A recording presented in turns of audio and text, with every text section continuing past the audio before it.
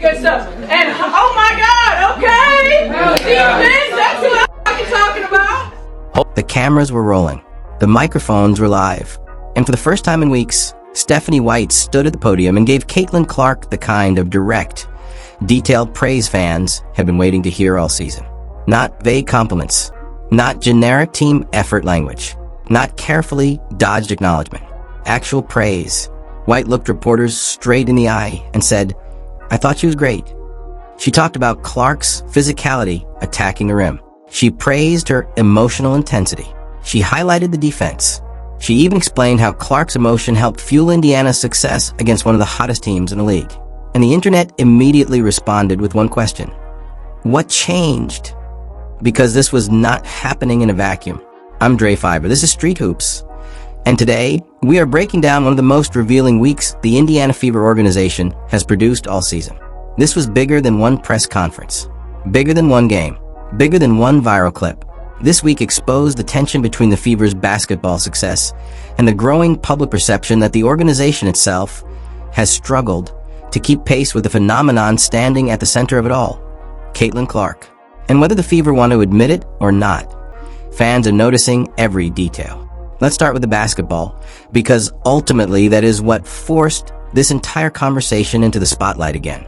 Caitlin Clark just dropped 22 points against an undefeated Golden State Valkyries team that ended the game looking like one of the best defensive units in the WNBA. Indiana 190-82, and Clark controlled the pace of the game from start to finish. The shots she was making were absurd. Pull-up threes from distances defenders still aren't comfortable guarding. Transition bombs that completely changed momentum. Drives through contact where she absorbed physicality and still finished. And defensively, she competed hard.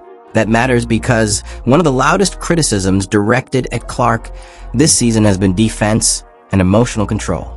Against Golden State, she answered both. And through 6 games, the numbers are becoming impossible to ignore. Over 24 points per game, 9 assists per game, 5 rebounds per game, elite 3-point shooting stretches, a winning record, signature performances against quality opponents. Those are MVP level numbers. Not good for a second-year player numbers. Not future superstar numbers. Right now, numbers. Now, yes, we have to talk about the turnovers because pretending they don't exist would be dishonest. Clark is averaging around 6 turnovers per game, and critics are absolutely going to use that against her in every MVP discussion moving forward. But context matters. When you actually watch the games possession by possession, the turnovers are not random. They happen in extremely specific situations. Late clock possessions where she is forced to create something out of nothing. Fast break sequences where teammates fail to fill lanes correctly. Half-court sets where the offense stagnates and Clark becomes the only functional creator on the floor. That is not just an individual issue. That is system strain. The Fever offense depends on Clark to generate almost everything. Defenses know it. They trap her.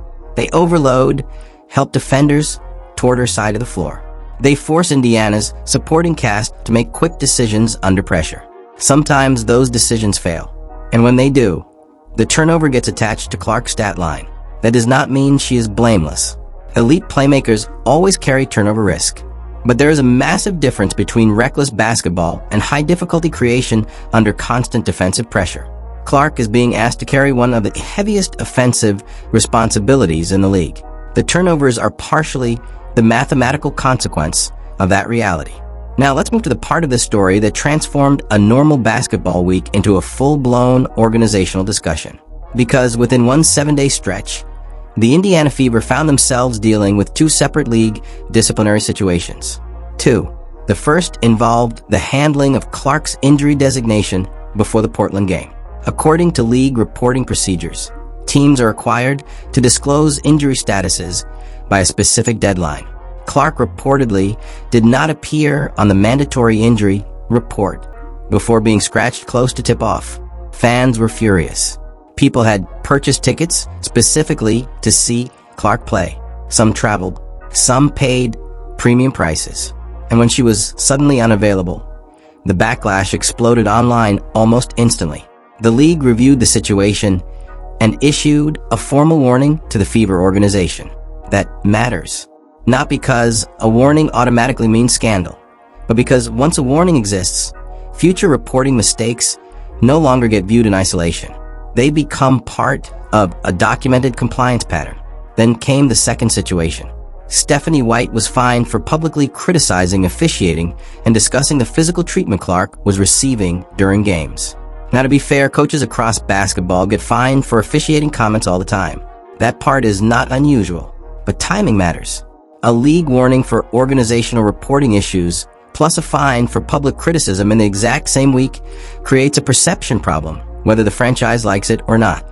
And it was right in the middle of all of that chaos that White delivered her strongest public endorsement of Clark all season. That is why fans reacted the way they did. Social media instantly turned into a detective board. Clips were reposted side by side with earlier press conferences. Comments flooded timelines, questioning whether the praise was authentic or strategic. Memes exploded within hours. One fan joked that somebody finally handed White a prepared statement about Clark before the press conference started. Another wrote, "Looks like she got the memo." And honestly, the reason those jokes landed is because fans have long memories. People remember the Washington Mystics game earlier this season, when Clark delivered a legendary fourth quarter performance, scoring 17 points in the final period alone and dragging Indiana back into the game almost single-handedly. Afterward, many fans expected White to spotlight Clark directly during the press conference.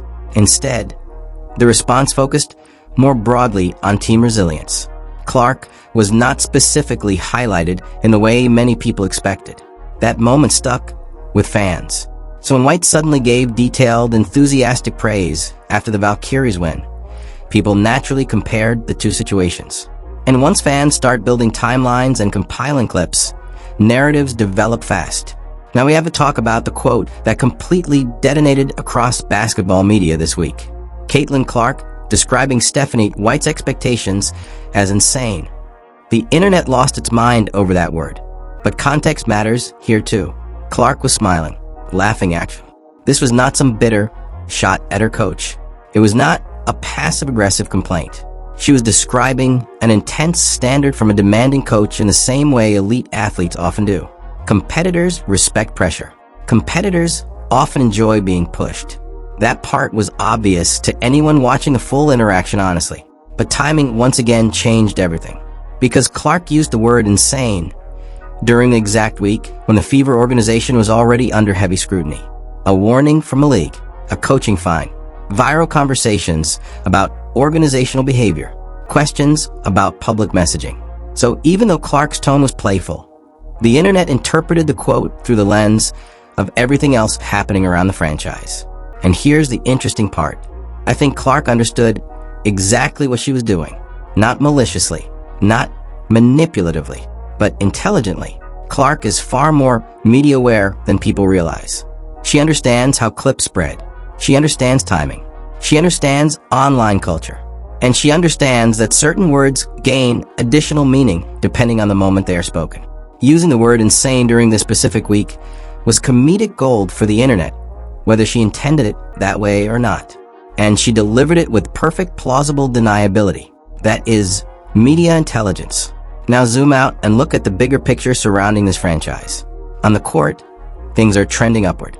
Indiana has a positive record. Clark is producing like a superstar.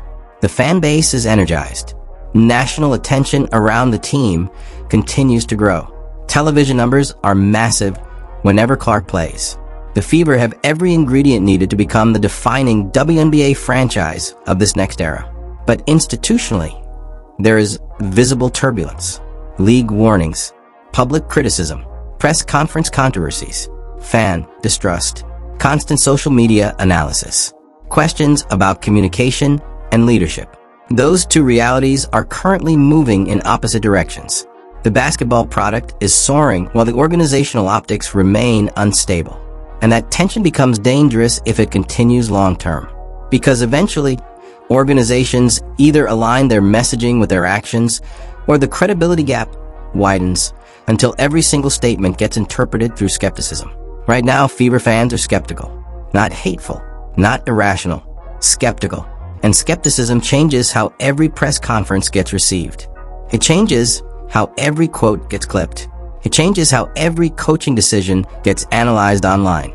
The internet has become a permanent archive. Fans remember everything now. They save clips. They compare statements. They track patterns. That reality is not going away. So here is the real question facing the Indiana Fever organization moving forward. Can they stabilize the institutional side quickly enough to match the momentum happening on the court? Because the opportunity in front of them is enormous. Caitlin Clark is not just a talented player. She is a transformational sports figure. She drives engagement at a level women's basketball has rarely experienced. She creates emotional investment from casual fans who normally would not watch WNBA games. That kind of player changes franchises permanently. But when you have a player operating at that level, every organizational inconsistency becomes magnified. Everything matters more. Every injury report, every press conference, every quote, every coaching comment, every visible interaction. And the Fever are learning that reality in real time. Now let me answer the question everybody keeps asking directly. Do I think Stephanie White's praise was genuine? Honestly, I think that is the wrong question. Because nobody outside the building truly knows what White personally feels about Clark.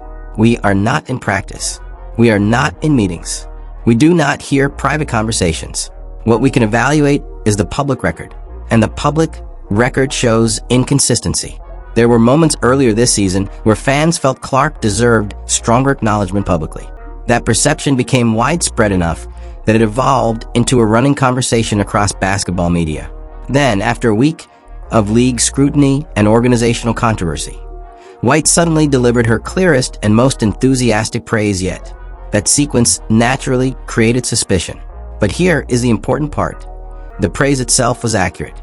Clark was great against Golden State. White correctly described her emotional intensity. She correctly praised the defense. She correctly highlighted the physical drives to the rim. She correctly acknowledged Clark's impact on winning. None of that was fake basketball analysis.